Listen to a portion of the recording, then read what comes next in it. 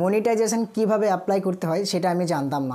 Post office থেকে phone করছে, phone করে বলছে আপনার নামে একটা গুগল অ্যাডসেন্স অ্যাকাউন্টের পিন আছে। তখন আমি যে কাজটা করছিলাম ওই কাজটা ফেলে দিয়ে আমি ছুটে যাই সেই পিয়নের কাছে। আজকে আমি আপনাদের জন্য একটা নতুন ভিডিও নিয়ে হাজির হয়েছি। আজকে আমি আপনাদেরকে বলবো এই অ্যাডসেন্স পিনটা আমি কিভাবে পেলাম, এই অ্যাডসেন্স পিনটা পাওয়ার জন্য আমাকে কি করতে হয়েছিল, আমি আমার চ্যানেলকে কতদিন পর মনিটাইজেশন অন করলাম, আমি আমার চ্যানেলকে মনিটাইজেশন অন করার জন্য কি করতে হয়েছিল, সব কিছুই আমি আজকে এই ভিডিওর মধ্যে আপনাদেরকে বলে রাখবো।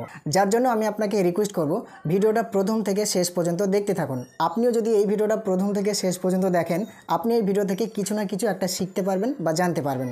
তাই আমি আপনাকে রিকোয়েস্ট করব স্কিপ না করে ধৈর্য সহকারে আমার কথাগুলো শুনতে থাকুন।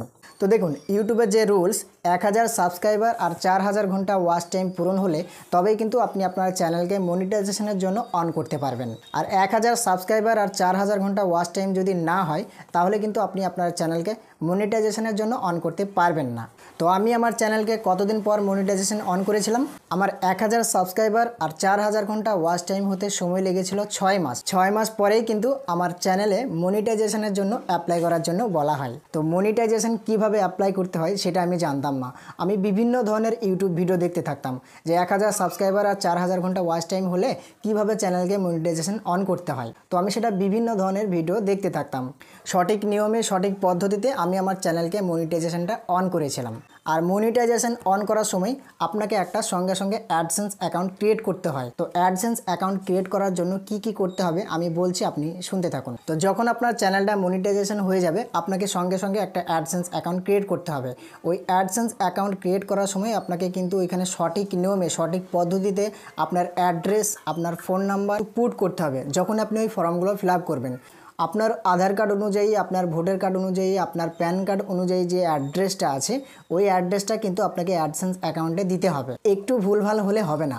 তো আমি আমার সঠিক নিয়মে আমার প্যান কার্ড অনুযায়ী, আধার কার্ড অনুযায়ী, ভোটার কার্ড অনুযায়ী আমি অ্যাড্রেসটা পুট করেছিলাম। এরপরে কিন্তু ওইখানে একটা মোবাইল নাম্বার আপনাকে দিতে হবে এই অ্যাড্রেসের সঙ্গে। ওই মোবাইল নাম্বারে ফোন করে কিন্তু আপনাকে এই পিনটা দিয়ে যাবে, ঠিক আছে, পোস্ট অফিসের মাধ্যমে। অ্যাডসেন্স অ্যাকাউন্ট যখন আপনি ক্রিয়েট করে ফেলবেন তারপরে কিন্তু আপনার ওই ভিডিওগুলো যখন ইউটিউব ভিডিওগুলোতে অ্যাড আসবে, ইউটিউব ভিডিওগুলোতে অ্যাড আসার পর থেকে কিন্তু আপনার আর্নিংটা শুরু হয়ে যাবে। আর আপনার ওই আর্নিংটা যখন $10 পূরণ হয়ে যাবে তখনই কিন্তু আপনাকে এই পিনটা দিয়ে যাবে পোস্ট অফিসের মাধ্যম থেকে। তো আমি আমার অ্যাডসেন্স অ্যাকাউন্টটা ক্রিয়েট করার পরে অপেক্ষা করতে থাকি আর নিয়মিত ভিডিও আপলোড করতে থাকি কখন আমার চ্যানেলে $10 আর্নিং পূরণ হবে। তো ভিডিও দিতেই থাকি, আপলোড করতেই থাকি।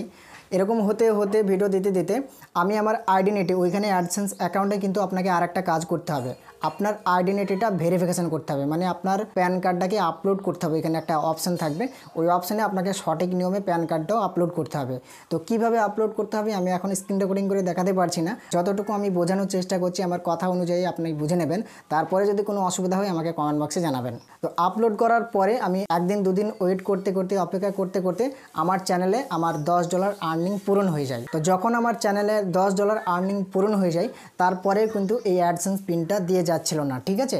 তারপরে আমি মনে মনে ভাবছিলাম কি ব্যাপার, একটা চিন্তায় পড়ে গিয়েছিলাম যে আমি ইউটিউব ভিডিও দেখেছিলাম, সবার কাছে জেনেছিলাম যে $10 আর্নিং হলেই তবে কিন্তু এই পিনটা দিয়ে যাবে। তো আমি তো $10 আর্নিং করে ফেলেছি, তারপরেও কিন্তু আসছে না। তারপর আমি ভাবনা চিন্তা করলাম আমি যে অ্যাড্রেস দিয়েছিলাম সেটা কি ভুল দিয়েছিলাম নাকি, কোনো কিছু ভুল আছে নাকি যে আসছে না, এরকমভাবে একটু টেনশনে পড়ে গেছিলাম। তারপরে একদিন করতে করতে আমার যখন $10 পার হয়ে গেল, $12 কমপ্লিট হয়ে গেল, তখন দেখছি আমাকে পোস্ট অফিস থেকে ফোন করছে। পোস্ট অফিস থেকে যে পিওন আসে ওই পিওন আমাকে ফোন করছে, ফোন করে বলছে আপনার নামে একটা গুগল অ্যাডসেন্স অ্যাকাউন্টের পিন আছে বা একটা গুগল অ্যাডসেন্সের চিঠি আছে।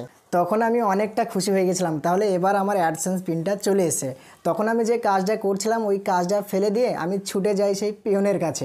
অ্যাডসেন্স পিনটা যিনি নিয়ে এসেছিল ওনার কাছে গিয়ে আমি তাড়াতাড়ি করে এই পিনটা নিলাম। পিনটা নেওয়ার পরে ওনার খাতায় সাইন করে দিয়ে আমি এই পিনটা নিয়ে চলে আসলাম। নিয়ে আসার পরে সঙ্গে সঙ্গে আমার অ্যাড্রেস ভেরিফিকেশান করে নিলাম এই পিনটার মাধ্যমে। তারপরে আমি ভাবলাম যে আপনাদেরকে খবরটা দিই, আপনারা যারা নতুন আছেন কিভাবে অ্যাডসেন্স অ্যাকাউন্ট ক্রিয়েট করতে হয় আর কিভাবে আপনি আপনার চ্যানেলকে মনিটাইজেশন অন করবেন সব কিছুই কিন্তু আমি আপনাদেরকে বলে দিই। যেহেতু আমি করলাম তার জন্য আমি আপনাকে এটাকে শেয়ার করলাম।